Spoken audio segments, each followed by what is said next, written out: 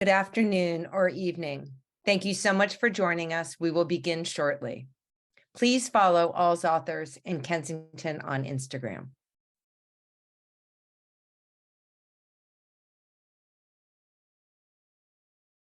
Good afternoon or evening, and thank you for joining us. Kensington Senior Living has 7 unique communities, 4 located in Virginia, Maryland, and New York, and 3 sister communities located in California. Kensington is truly privileged to support caregivers from coast to coast and to partner with AlzAuthors. Kensington Senior Living focuses on relationship-based care built on the foundation of our promise to love and care for your family as we do our own.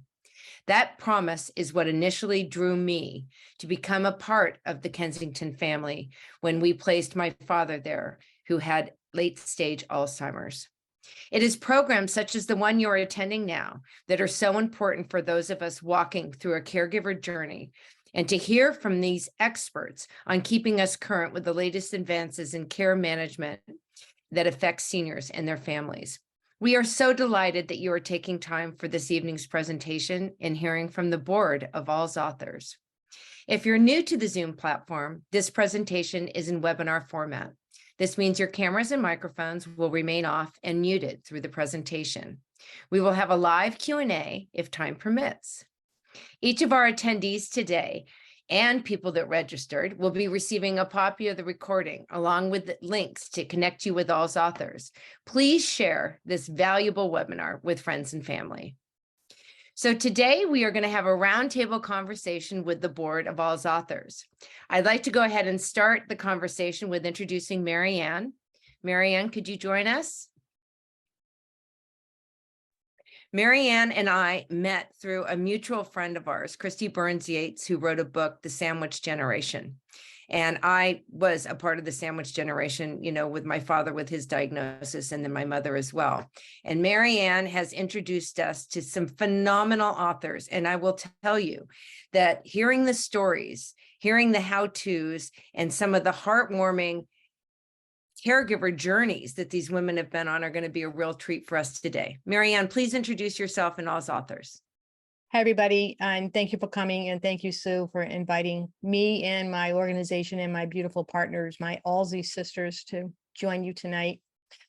I'm Marianne Sciucco. I am a co-founder, manager, and a director at AlzAuthors.com, and I'm also the podcast host and producer of Untangling Alzheimer's and Dementia and AlzAuthors podcast. I'm the author of Blue Hydrangeas, an Alzheimer's love story, which is based on a couple I met in my work as a nurse. It's actually a composite of many couples and families I met and focuses primarily on the husband as caregiver to his wife. My little book became the inspiration for AlzAuthors, the global community of authors writing about Alzheimer's and dementia from personal experience to light the way for others.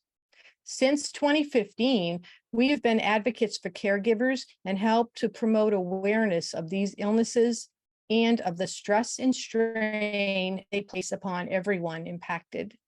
To date, we have well over 300 authors in our organization and more than 300 resources, including books, blogs, podcasts, film, and more. My personal dementia journey started after I had written and published my book with my stepfather. It lasted just 18 months. Although I was a nurse who worked in dementia care and had written a book about it, I was still overwhelmed, anxious, and insufficiently educated when it came to navigating my own dementia journey. Thus, AlzAuthors became even more important to me. I invite you to explore our ever-growing collection of resources at AlzAuthors.com. Thank you, Marianne. And, you know, for our audience today, I think you're all caregivers based on your questions you submitted, but AlzAuthors and some of the books that I've been introduced to help me mostly with my journey of dealing with emotions of guilt, resentment, and just coping skills. So thank you, Marianne, and please introduce your team. Okay, great. I want to introduce first Jean Lee. Come on down, Jean. Hi, Jean. Hi, everyone. It's so great to see you. Thank you, Sue, for inviting us. And thank you, Marianne, for letting us tag along. So I'm Jean Lee. I live in Ohio. I am an acquisitions editor for AlzAuthors. I'm also a manager and on the board of directors and a co-founder as well. So in 2015, I wrote my memoir, Alzheimer's Daughter. And both of my parents were diagnosed on the same day with Alzheimer's. I was working full-time as a third grade teacher. I was the hometown daughter. My only sibling lived 1,000 miles away in Florida. That sounds like a recipe for disaster, but my sister was my greatest support and my therapist by phone through our journey. When my parents were diagnosed, and prior to that, when we realized that there were just things that were off with them, I read to sustain me. As a teacher, I've always read to solve problems. And I read everything I could get my hands on, written from a personal perspective. I did not want to know about stages. I didn't need to know the names of drugs. I needed to know how people had survived this journey. And the first book I read was Marianne Sciucco's, and it inspired me to get up in the morning, put my feet on the ground, keep breathing. I could keep going. My mother died a year prior to my dad. They both had Alzheimer's for probably 8-9 years. And 1 week after my mother died, my dad had no recollection of her. And at that point, I thought, I had been keeping a journal at my sister's request so that I could open it and talk with her about what was happening whenever we spoke. And I thought, wow, this journal might be able to help other people who are also in the midst of this uncertainty and darkness. So I started to write my book just for my family as a history of Alzheimer's in our family. I joined a local writing group. They helped me finesse it and make it something worth publishing. They said this has a bigger scope. So 4 years later, I published it with great guilt, thinking my parents would be so unhappy with me for revealing truths about what was happening as they declined. I expected a lashing from reviews, and I got the contrary.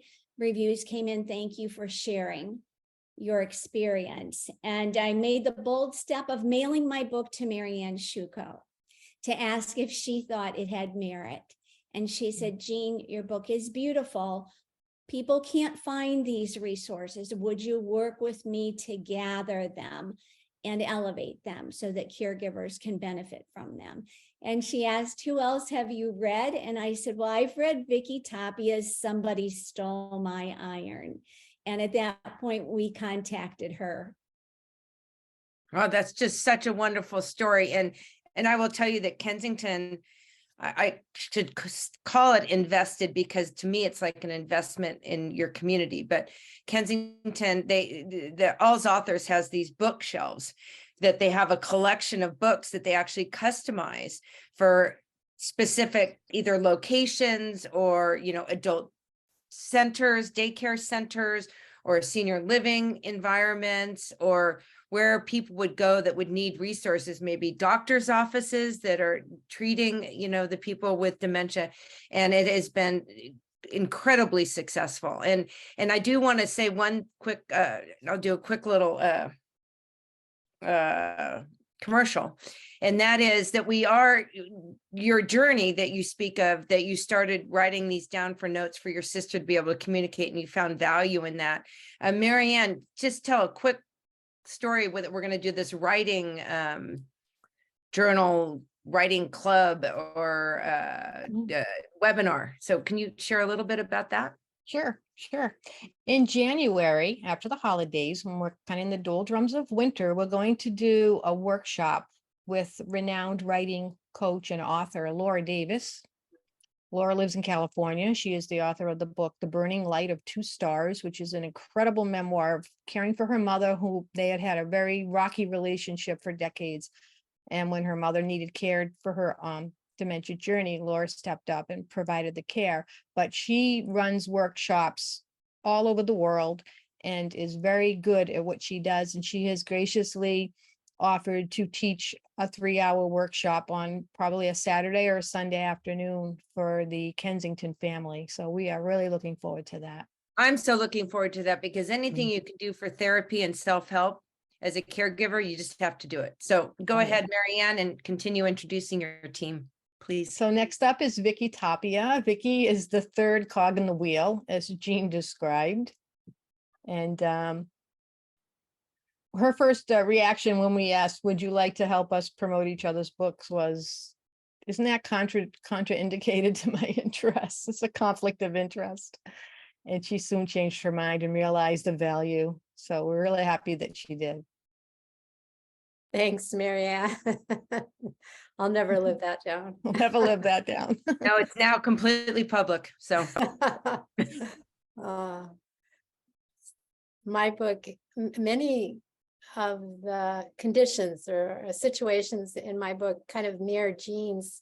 Like Jean's parents, both of my parents had dementia at the same time as well. And my chief coping method, other than exercise, was journaling. I found myself at my computer every night typing my day into letting it come out of my fingers and out of my heart and out of my head, just to be able to get through another day. And over time, I began to wonder if what I was writing might be useful to other people. And based on the feedback I got when I shared my manuscript with a couple of friends whose both their mothers also had dementia, they were telling me that I should find a wider audience by publishing it. I was so unsure, though, because I had an uncooperative sibling, and fear of alienation caused me to put my manuscript in a drawer for about 3 years. My parents died in 2008 and 2009, but my book did not appear available to the public until 2014. I had to get over my fear of alienation and decide, for the better good, that what I had to say might be helpful to someone else. Maybe I could help them avoid some of the pitfalls that I managed to fall into along the way. It's a pretty true account of what went wrong, what I could have done better, and the things that went well. I mean, overall, I think my book offers hope. You will get through this. You will live to see another day. Yeah. boy, you know, you're not alone. It's interesting. I'm so glad you got over your fear, but this is also a lesson for everybody listening in today, is I think when you're in the throes of caregiving and you're so stressed out and not knowing what you're doing day to day and what is around the corner, that you probably make decisions that you wouldn't have normally made if you were stronger. Very true. I can think of a couple of examples. Yes. Exactly. No, but all these books are so helpful. I mean, I just wish I could read all 300 and whatever, but everyone I've read is just got a different look, and you know, and they all appeal to different caregivers, and so I just think it's incredibly resourceful. Go ahead, Marianne. I'd like to bring on Ann Campanella. Hey, Marianne. Hey, Sue. Thank you for having us. My story is a little bit different because I was only 33 years old when my mother started showing signs of Alzheimer's. I was also a magazine and newspaper editor. I was heavily into my field, busy with my life. I was not ready to slow down and become a caregiver. And then all of a sudden, I had no choice. My mother started showing signs of Alzheimer's at the same time I was actually trying to become a mom. I was also a horsewoman, and I spent a lot of time teaching horseback riding lessons and really going to the horses to just have a sense of comfort as I was losing my mom. I joined AlzAuthors in 2017.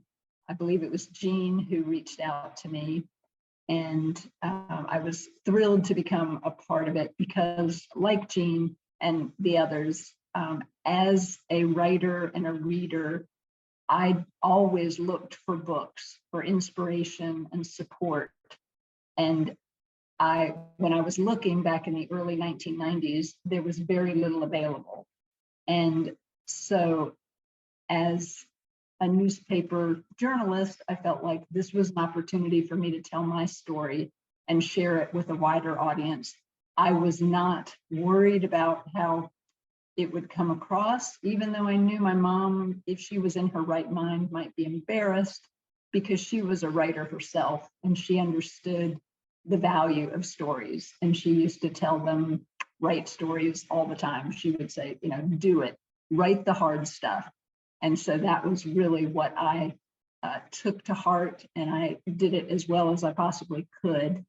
And I was just overjoyed to be able to join AlzAuthors and offer books to a whole new audience of people who were in the similar situation that we were and that needed resources. So since that time, I've been an acquisitions editor. I've written grants. I'm part of the custom caregiver collection curators.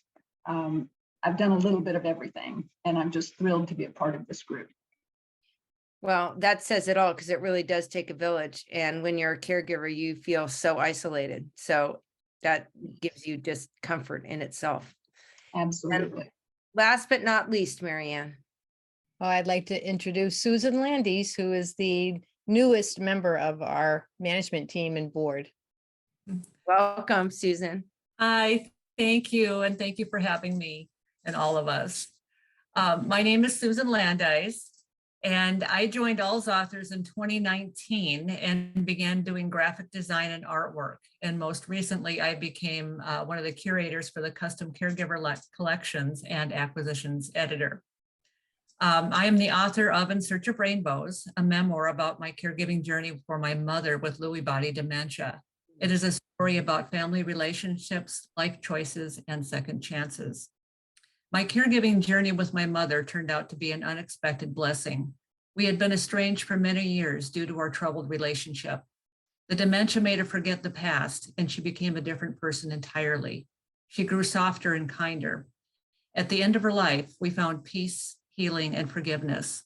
It is my hope that by sharing my book and my painful story, which became such a blessing in my life, that my story brings healing and peace to others, and to let them know that they are not alone. I've heard that so many times. I actually got to know one of the sports broadcasters out here in Northern California, and his parents had been divorced for years and hated each other. And the wife got dementia and they're back together. So Wow. just amazing. And I'm so glad that you found a rainbow at the end of that journey. But to our audience, just look around the room here. And if you noticed our names, we are from all over the country here: California, North Carolina, Montana, Oklahoma, New York, and Ohio. So welcome, ladies, and let's get going. I'm going to start with some questions. And the first one is for Marianne. And please, the rest of you wonderful women, join in if you have something to add to the question that was given to Marianne. Why are books an important resource for caregivers? That's a really great question.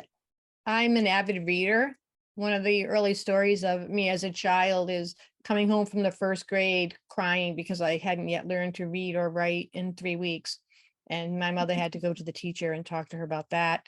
I have always looked to books for entertainment, education, answer questions, comfort throughout my entire life. So when there is a situation that I'm not sure about, that's where I'm going to go. I'm going to go to a book, and books are very valuable for caregivers on multiple levels. First of all, you'll be able to find information about what is going on with my loved one. You know, the scientific part of it, the mental, the emotional, all of that will be laid out for you. You'll also learn, what do I do about it? How do I help? Where do I find care? All those practical questions. You'll find these answers in books and other written resources.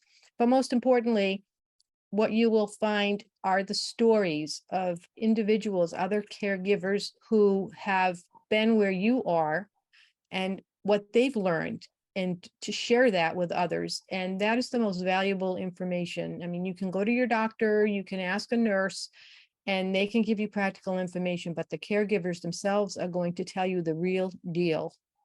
And you can read many different stories, and all of them are going to have some part of them that will resonate with you, regardless of your situation. And there are different stories that take you along every step of the journey. So you can get yourself a really good education that way. You can get books at the library. You can purchase your own books if you want. I mean, there are many ways to get them. You can get ebooks, audiobooks, hardcover books, whatever you want. They're all available in different formats.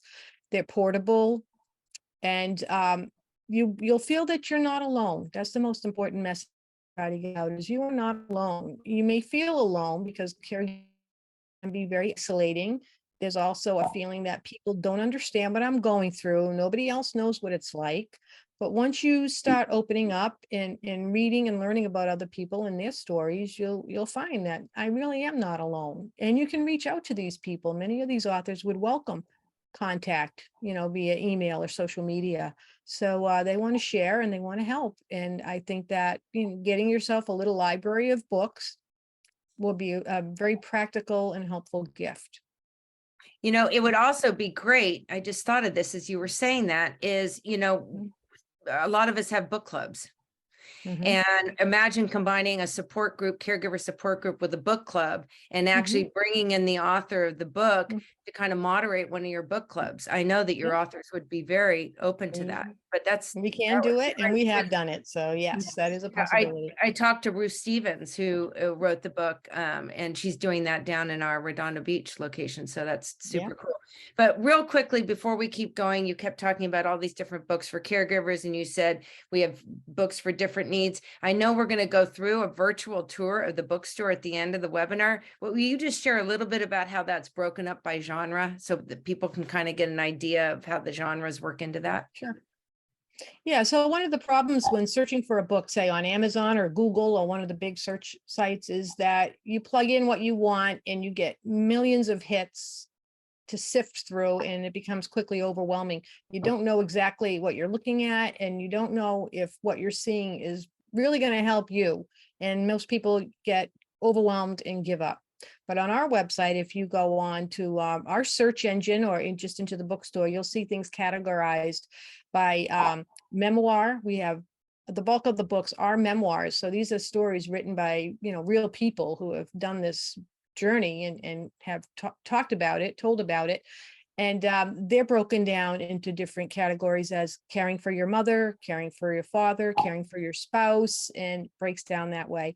Some of them are broken down according to the disease process, or you could just put into the search engine like Lewy body disease, and it'll populate the books that are concerned with that. We have caregiver guides, which may be a combination of a personal story, but may be written from a more practical point of view from a professional in the field. Most likely that professional has also been on a caregiver journey of their own. And we also have fiction. Fiction is a very good source of getting information in a lighter way, because you know that it is not a true story, but in many cases is based on fact. And we have children's books, beautifully illustrated, gorgeous children's books to help explain to kids what's going on, because they know, they see, and they may not understand, they may be scared. And these are a great way to open up a line of communication with children and also with teens and young adults, because they're going through their own thing.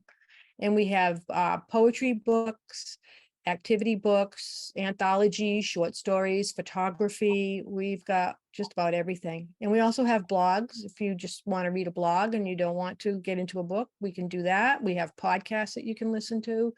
And there are some films on our website as well. Well, good. Well, we're going to have a tour, and then I encourage everybody to take their own individual tour, because we're not going to give you enough time to really see what's available. But Next question is for Ann.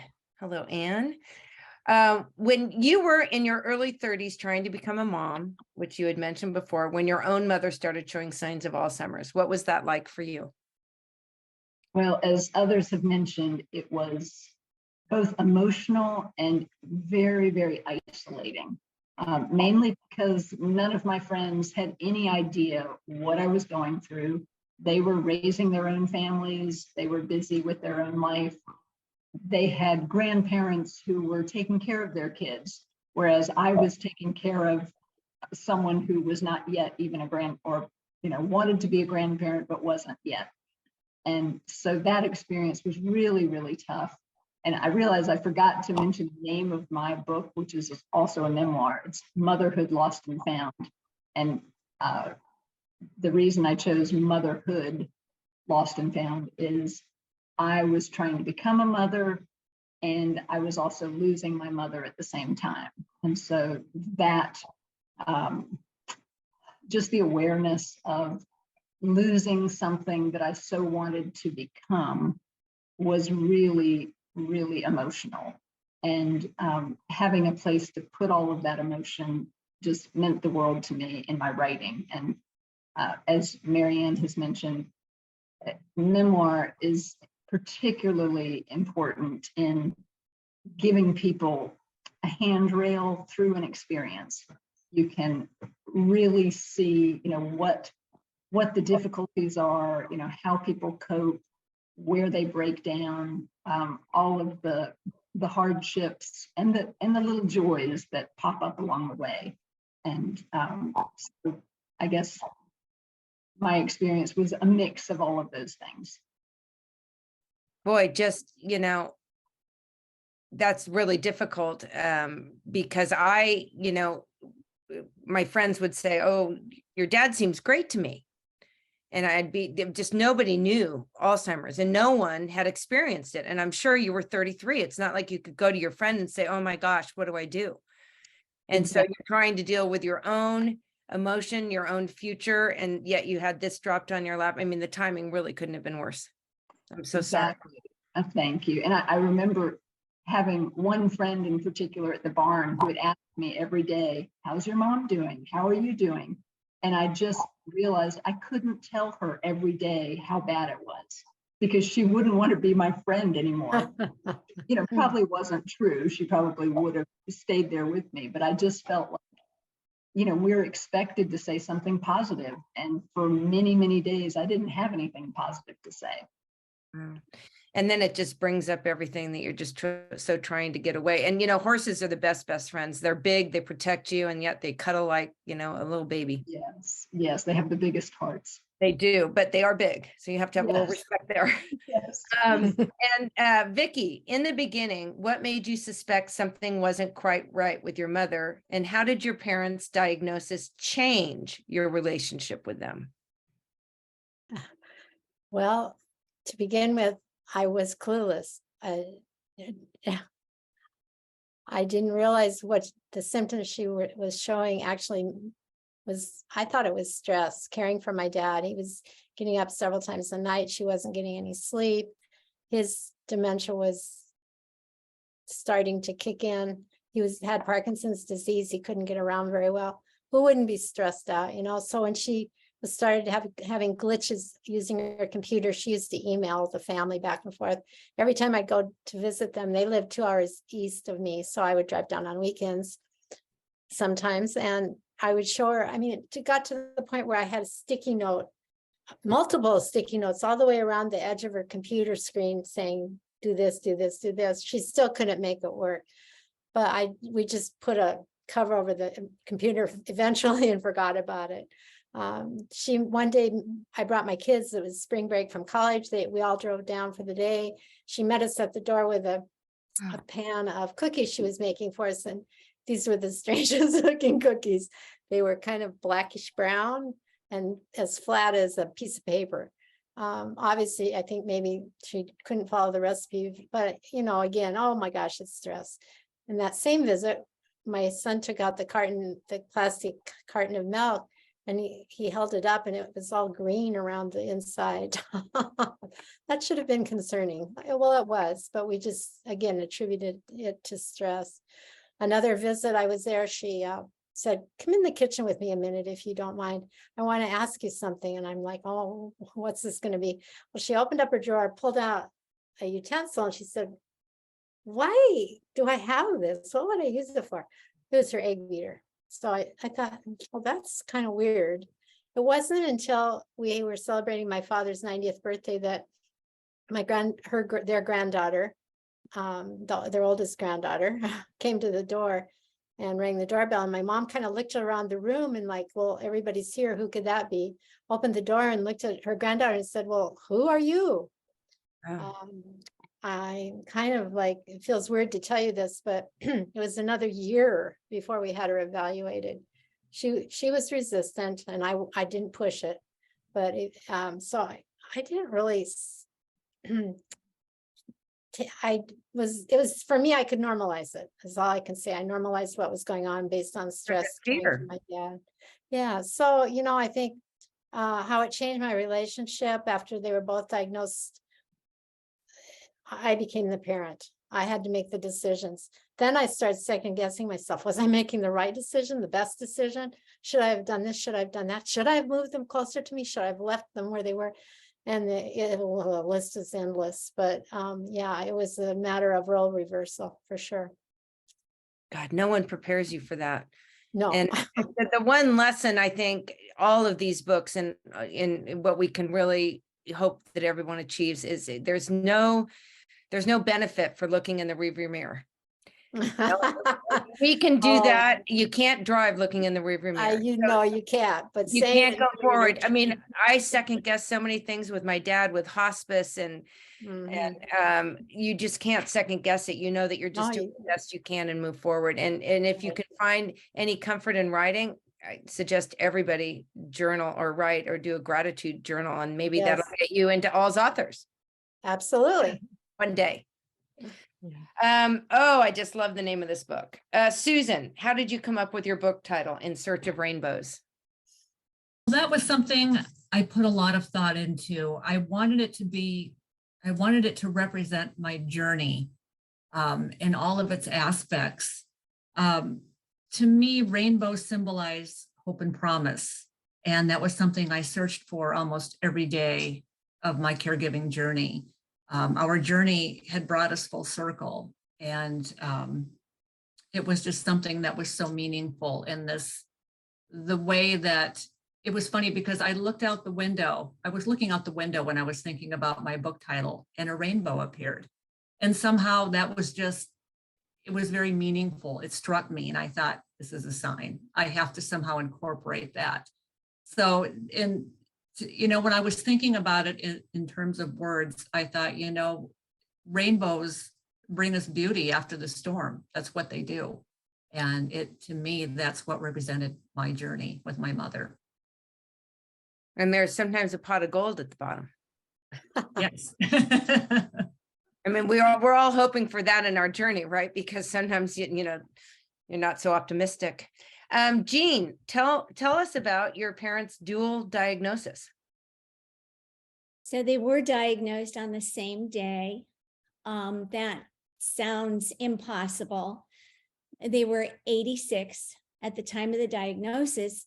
However, when we all talk about a span of time that we were not proactive enough, my sister and I started realizing that there were idiosyncrasies at age 80.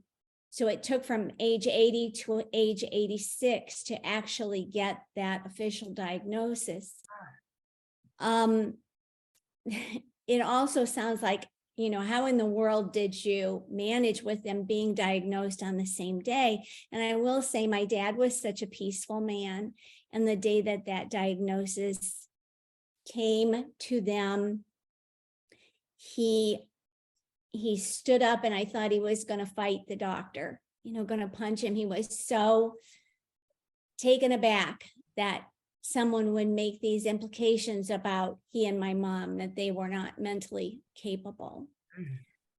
But the dual diagnosis and the simultaneous decline ended up honestly to be a thing of beauty to see in them, because they remained connected as a couple. Never did my dad say, your mom doesn't know how to put the wash in the dryer anymore. Never did my mom say, your dad is gliding through stop signs. They just loved each other and protected each other. We're fine, we're fine. And my sister and I kind of became the bad guys that they had to hold off, like, we're fine, just leave us alone. Yeah. So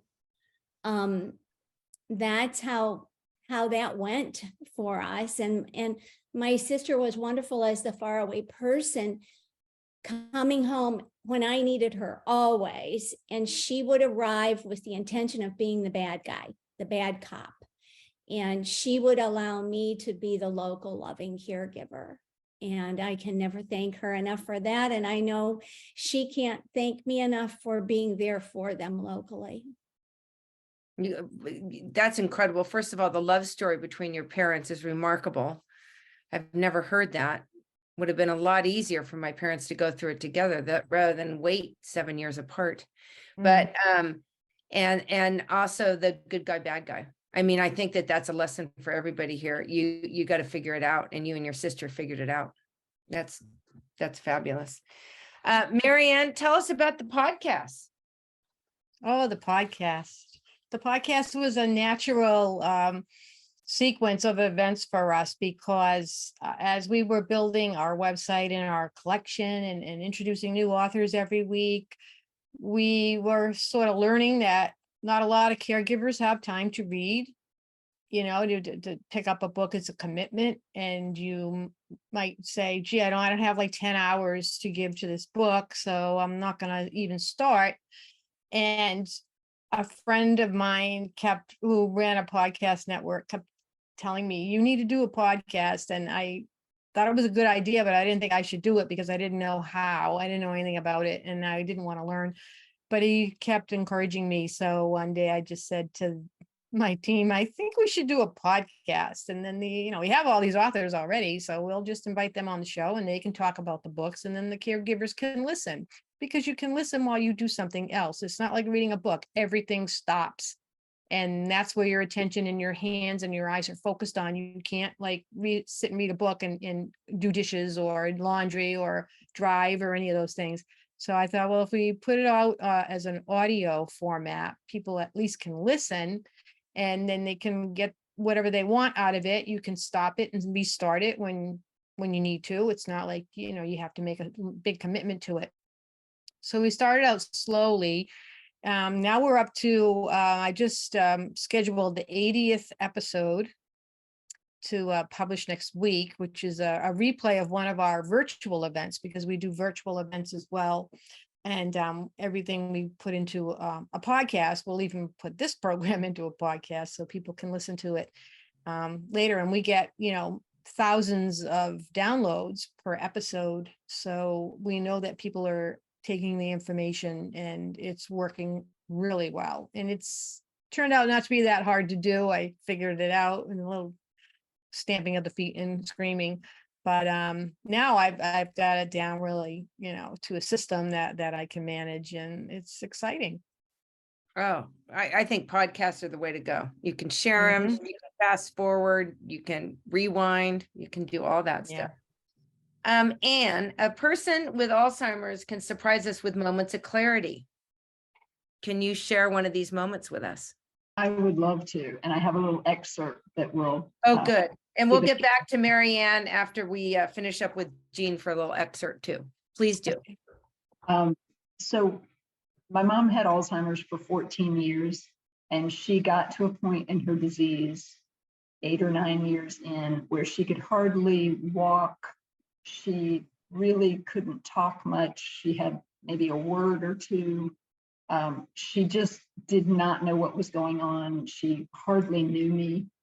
And at this point, I was still a long distance caregiver. And right around Christmas, I went to go see my mom. My father had recently passed away, and I had had a series of miscarriages. And this is where the excerpt comes in.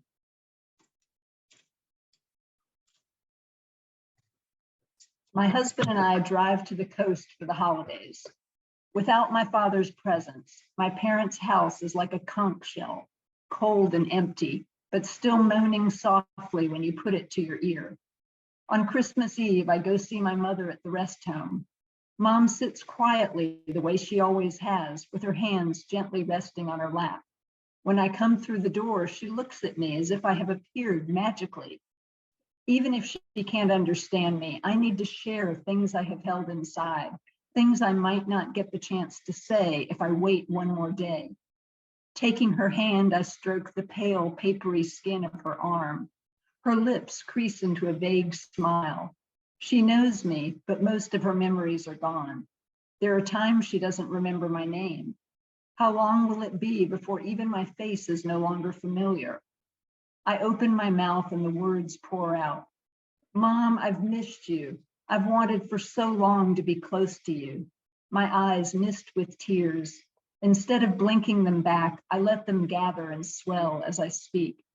I'm sorry for the walls between us. I'm sorry for the fights we had when I was young, how I pulled away from you and let my anger simmer. My mother studies me, her eyes a penetrating gray. Do my words make sense, or are they lost somewhere between the synapses? She nods, the lines around her mouth softening. There have been walls, haven't there? Her voice is clear as a chime, her face almost glowing. Thank you for telling me, Anne. This is a gift. We embrace, and I feel our cheeks, slick with tears, sliding against each other, the gentle weight of her arms around me. I believe she has been waiting for me. Something within me that has been closed for a very long time begins to open.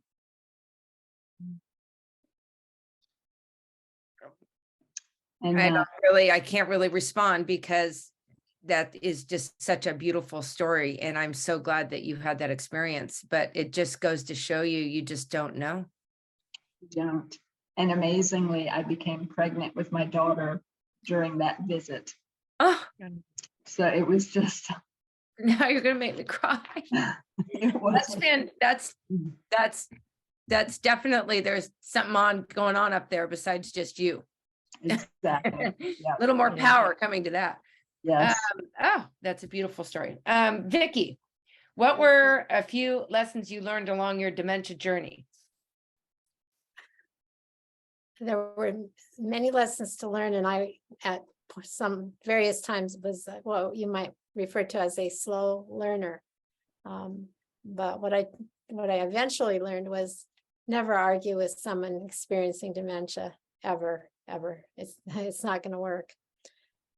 Join their reality, move back if they're standing in the stream and you're a half a block ahead of them, you are not going to pull them up to the reality.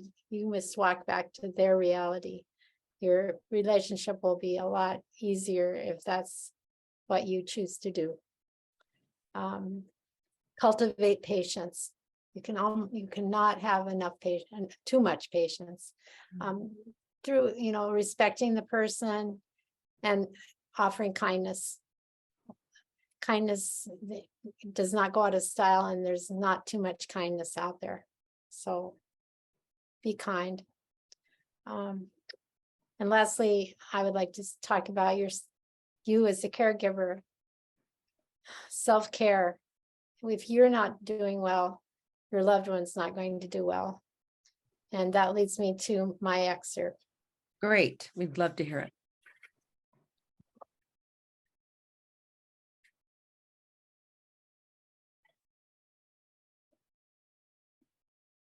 The three of us struggled through the third summer at Cedar Grove. My mother's behavior was often angry as well as paranoid, and usually directed toward me. Her psychiatrist, Dr. Nielsen, approached me and told me I was showing signs of burnout and should seriously consider moving my parents somewhere else, where there was more supervision for my mom, a shorter distance for her to walk to visit my father because of her limited mobility. The lockdown cottage where my dad currently resided didn't seem appropriate for Mom. Plus, the cost of living at this facility was climbing at a pace that my parents were not going to be able to sustain indefinitely. Dr. Nielsen gave me the names of a couple facilities with which he was familiar and strongly encouraged me to visit them. I put the note on my desk, and each day it stared back at me, as if imploring me to act. I almost threw it away several times because I reasoned that it would be too difficult to move my parents. Difficult for whom? Me? The two of them? Every time I thought of moving them, it gave me a sense of dread and foreboding. One of my major concerns was how difficult such a change might be for them. I wasn't sure I could cope with the moving process, let alone Mom's reaction, which was sure to be stormy. In my mind, I kept reliving the catastrophe of my mother's visit to another assisted living facility, Aspen Place. That little note did not give up, however, and gazed back at me from its seemingly secure position on my desk. After several weeks of visual sparring with the note, I relented and thought, well, it wouldn't hurt to look. Boy, isn't that the hardest thing, right? Mhm. I was completely against moving my dad into a community, completely against it. And it got to the point that we had to. So I love that description. That's beautiful. Thank you. And Susan, what are some of the most important things you've learned from this experience? My journey, I have discovered that when you accept what you have been given, you find grace. And I would love to share an excerpt from my book about that.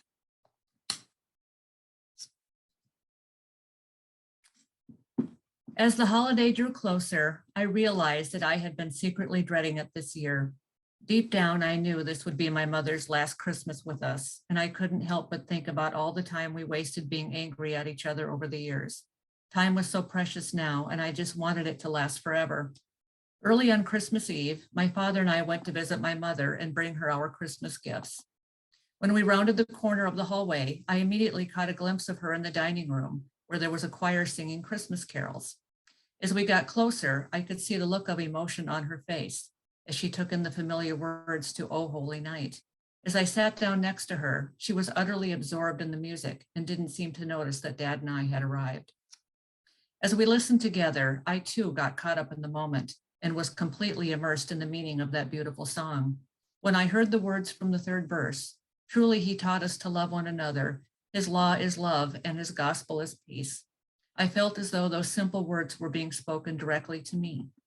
This journey with my family had taught me more about unconditional love than anything in this world ever could have.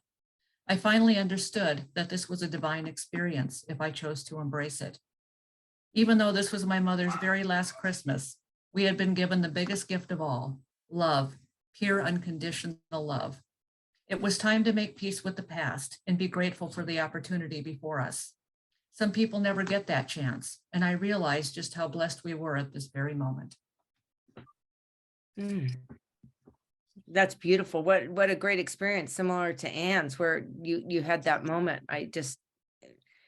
That's something if you have the opportunity to have the moment, you have to treasure it and you have to embrace it. And I love the unconditional love component to that.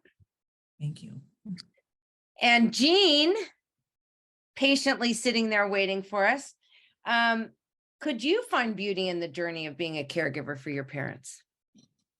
You know, even up until the very end, as I said, my mom died first. When my dad lasted that last year and didn't know me, couldn't remember, he had been married to my mom for 60 years.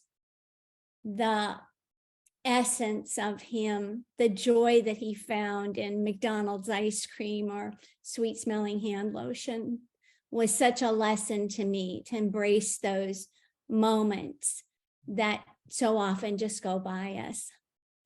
But one of the greatest blessings for me was finding my parents' love letters, World War II love letters, as I was cleaning out their home, which was the darkest point of the journey for me, cleaning out a home of 60 years that had been hoarded, everything had been kept.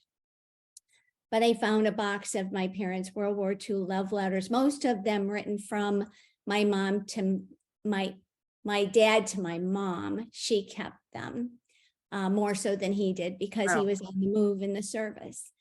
And in fact, my book cover has 2 of the letters on it. And the 2 little dots here are 2 little pennies that my dad in one letter said, for 2 cents, we could get married on a furlough weekend. Forget our plans to be married a year from now. And my mom wrote back on the same paper, sent it back, for 2 cents, all you need is 2 cents. And she taped the pennies Oh, that's adorable. to the letter. But knowing that it's holiday time here, I wanted to read you a letter that my mom wrote to my dad on Christmas Eve, 6 months before they were married. Wow. And so my dad is in the service. My mother's older sister, Lydia, is married to a man who has shipped out overseas and been wounded. So that kind of sets the scene here.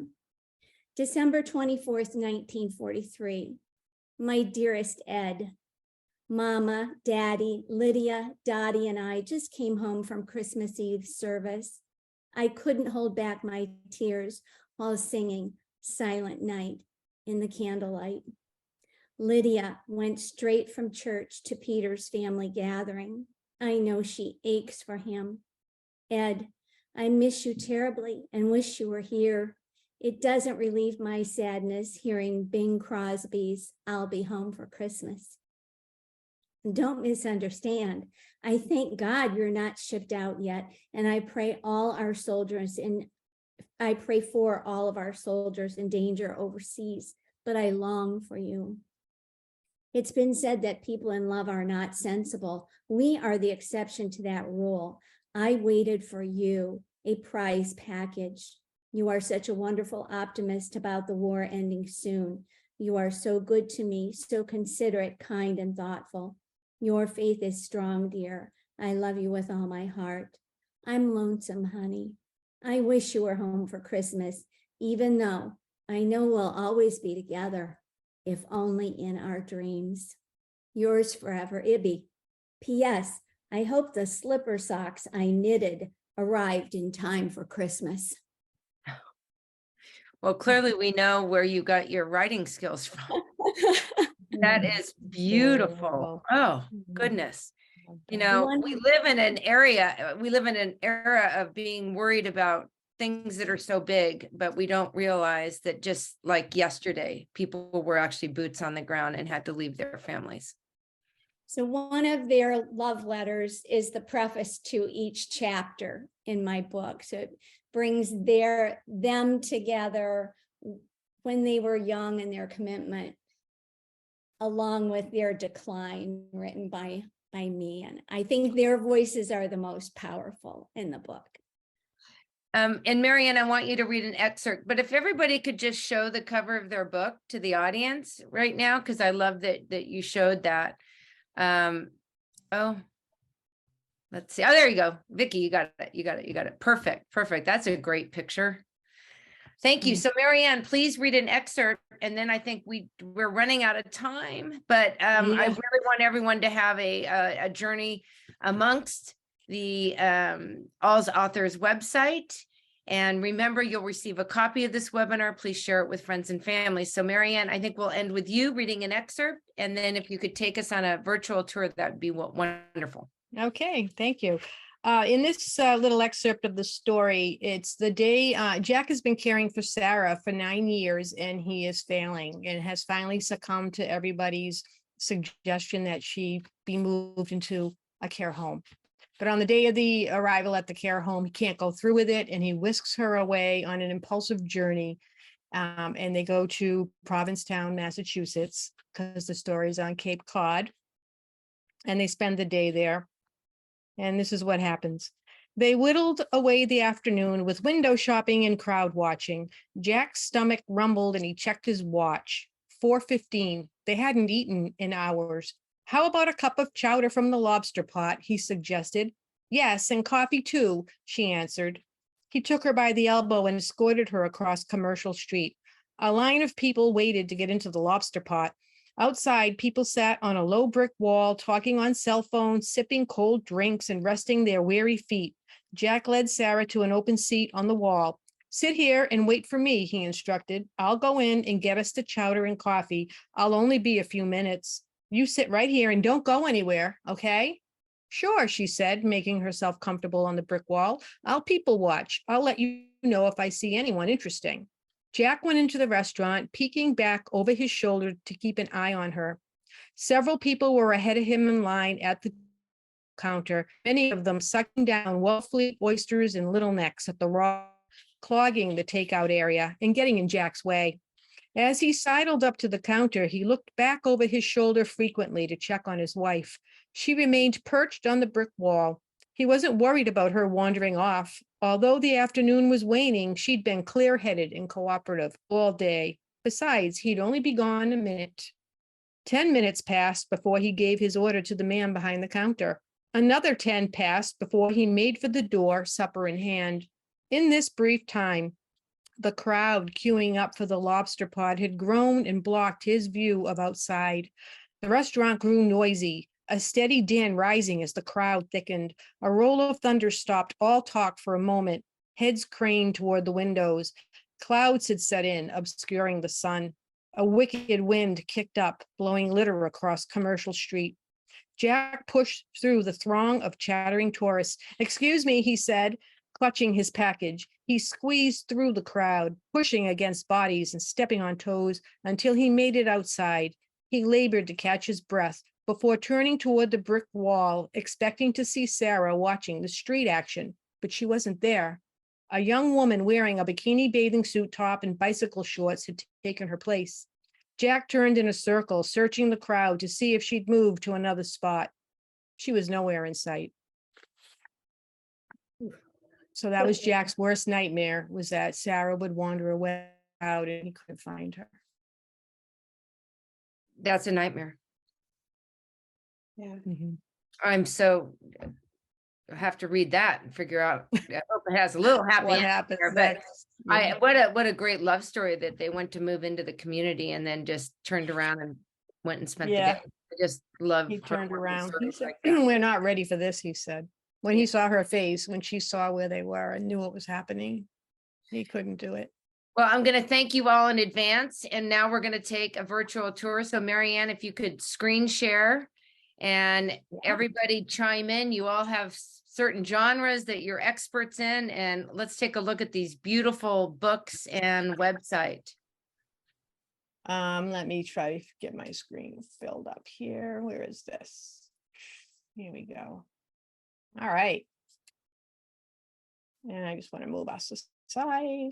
Okay, so this is the first page of our bookstore. When you click on bookstore at the top, there are a little index of all of our pages. And as you can see, it's also like categorized by genre. So you would choose which genre you would be interested in. So we'll start with the memoirs. Memoirs can be inspiring and empowering. They allow us to see a perspective outside our own. Reading about someone else's experience can feel validating and lets you know you are not alone on your journey. So the memoirs are categorized, again, according to the situation. And also one of our most important categories is this one, living with dementia and all dementias. And these are written by people who actually have the disease or their story was written for them. And they're important if you really want to know what's going on with a person with dementia. So these are just some of our titles. Let me know if I go too fast or too slow. And these are the caring for your mom.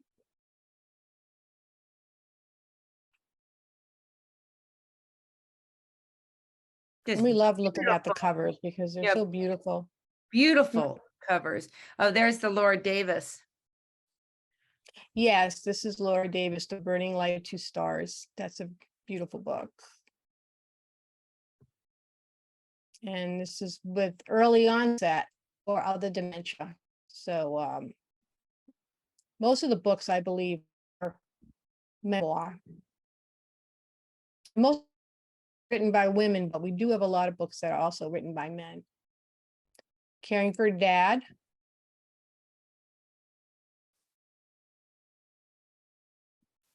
caring for both parents or grandparents, because we do have authors who have cared for a grandparent, which is a different dynamic. There's somebody stole my iron. Yep.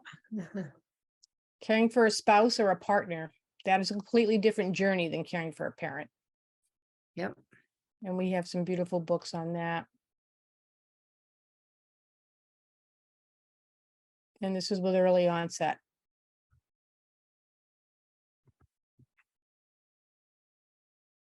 Unfortunately, we living- only have about a minute here, so Okay.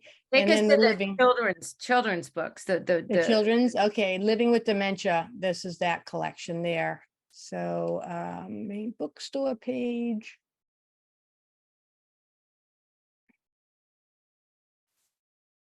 Books for children about Alzheimer's or dementia. And this one here on the left, Weeds in Nana's Garden, is written by our sixth partner who couldn't be with us this evening, but I want to, yes, Kathyrn Harrison. I did want to point out her book. It's beautiful. Some of them are about grandpa, some of them about grandma. And then By this the would be way, the when my dad was going through his journey, and I have 3 adult children, and I have a niece and a nephew who are adult children, I actually bought them children's books to explain to them and make them feel comfortable, and it was great. Yeah, it's a great resource. And Christmas is coming, so now is a good time to, you know, buy some books. You contact us, we can help you put together your own custom caregiver collection. It doesn't have to be large. It could be 2 or 3 books, or you could buy a whole bookshelf like you have at Kensington. Yeah, so those are just a couple of the categories that are in the bookstore, and you can all go on and visit us at AlzAuthors.com and see what we've got going there. You're going to find a wealth of resources. Well, thank you, and I applaud all of you. What a wonderful afternoon for all of us from all over the country to get together to help other caregivers in their journey, and to hear from all of you wonderful, not only founders of AlzAuthors and the board of AlzAuthors, but also authors yourself. So thank you, everyone, and everybody have a safe evening. Take care. Thank you so much. Thank you so much. Thank you.